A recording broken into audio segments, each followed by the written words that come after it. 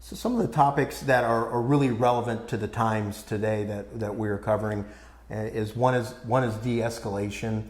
where we're through our use of force training and also other types of classes on when we come to a situation and dealing with someone who's maybe very agitated, out of control. Sometimes just by our mere presence, by arriving, could escalate the situation. So we're really working on in the training to what we call de-escalation tactics. How can we maybe bring somebody down from being upset, so where they're more rational and maybe able to listen to some of the other things we're talking about. And the whole idea again is if we can achieve and we can be successful at de-escalation, then again there's a less chance of our officers having to use force or become injured, or our citizen or their subject who we're dealing with also getting hurt. Because obviously if we end up having to resort to use of force, somebody's probably could get injured, but anytime we can avoid having to do that works out for everybody. So the de-escalation is a very important topic right now.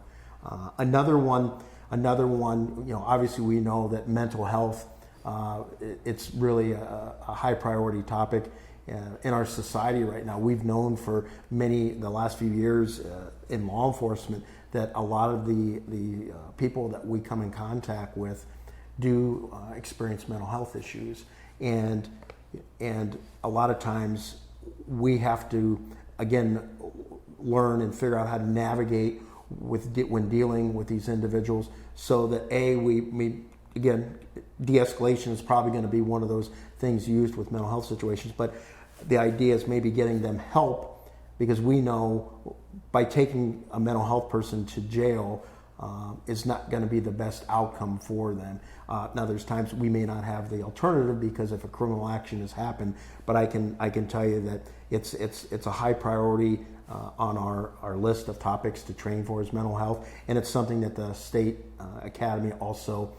views as being on the top, and making sure that we're providing training in the area of mental health. And lastly,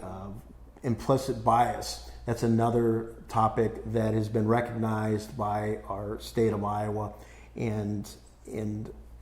teaching that. So we have actually we've sent officers, supervisors to classes that are certified and approved by the state, fair and impartial policing, implicit bias, and having those conversations with our officers about recognizing implicit bias in all of us, and how that may affect our decision-making process, and how we can be aware of that, so that we can not let that affect in a negative way for us doing our job.